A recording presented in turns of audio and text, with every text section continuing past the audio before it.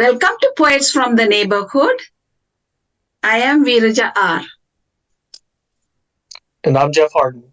We hope you'll enjoy the poems we'll be reading today, poems written by your friends and neighbors. Standing Firm by Jeff Hardin. How raucous the crows are, blaspheming the fields. Why be surprised, though, since the same can be heard on town square, in diners, around tables at family gatherings. Truth, if it survives, will need to stay wordless for at least a generation. Acorns slide the barn roof, settle in dust. We live upwind of Thoreau now, our stench too much for him. He moves deeper into our minds' recesses, a man we might have known but can't remember. If we change one word, the story veers irreparably. There will be one day a final example of joy or forgiveness, of empathy or tenderness. But who will notice it? Too busy wrestling others for morsels, unaware a feast has been prepared. At a time to be determined, all will be determined. Who we are is a matter of choosing, not choosing, of being chosen or not chosen. A force of wind might move upon a reed, but the mind can be an equal force, can hold it still while all others bow. The next poem, Woman Reading, written by Joseph G. Sanfilippo. The woman sits reading in the silence of a chair, words floating on air, letters escaping unbound from the leaves of a book. The woman reads sitting in the silence of a chair, words dancing on paper, gifting mysteries and adventures to a reader lost in the unexplored worlds of a book.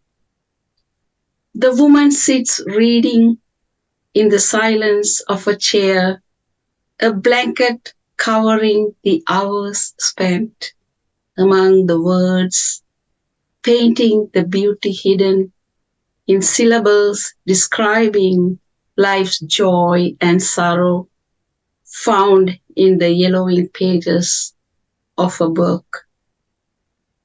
A woman and a book, an unending love, alive among the dreams of a book, kept between the caring of two trembling hands, the woman in the silence reading. Last Days by Jeff Hardin. For a Thursday evening, I considered myself Whitman as he lived his last days on a street few remember. And what can I or anyone say about grass now, or lilacs, or doorways, since these belong to him? The tenderness, too, letters written in the stead of soldiers, families receiving his penmanship, more ornate than I could fashion.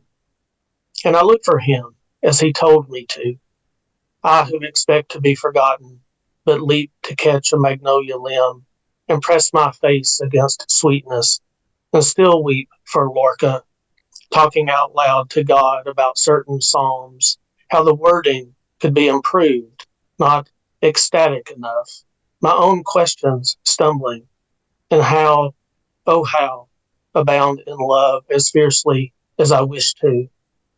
All around me, plagues beginning, while into the space I wander through, I invite any who'll join our breathing, singing. The next poem, Suddenly, written by Joseph G. Sanfilippo. The day comes suddenly, light breaks the darkness of the night, hiding the loneliness of neglect. Thoughts wander in the mind of the dreamer.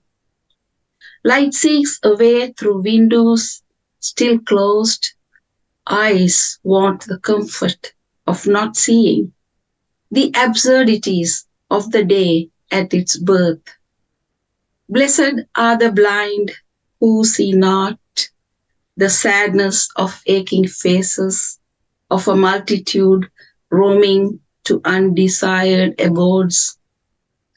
Blessed are the deaf who hear not the deafening noises of existence and the tearless weeping of many. The night returns suddenly. Boat with a River by Michelle Hendrixson-Miller. I make my bed almost every morning, but not every morning. Some mornings I feel the river less than gentle, push me more swiftly downstream. Now I am a clump of oak brown leaves, a boat for damselflies and spiders. Another man across the street has died. A young couple with one dog and one child stands where he is and is no more. They look over at me, the third eldest neighbor now, and wave. Last night I dreamed my pinky finger, curling now, was straight again. I dipped it, dipstick-like, into the river to touch the spine of a crawdad. My whole body went cold then, warm again, and my face, leaning in to see it, became the river too. The next poem, One More Day, written by me, VeerajaR, and it's from my book titled Joy of Being. And this poem is for Lily Agnes. One more day, I pray, loving God, one dear soul to spare, my God. One more day to be with her, one more word I yearn to hear. One more laughter yet to share, one more recipe yet to prepare. One more wild bird to watch together, one more hug to cherish forever. One dear soul to spare, loving God. One more day, I pray, dear God. Thank you for watching Poets from the Neighborhood. We hope you'll join us again soon.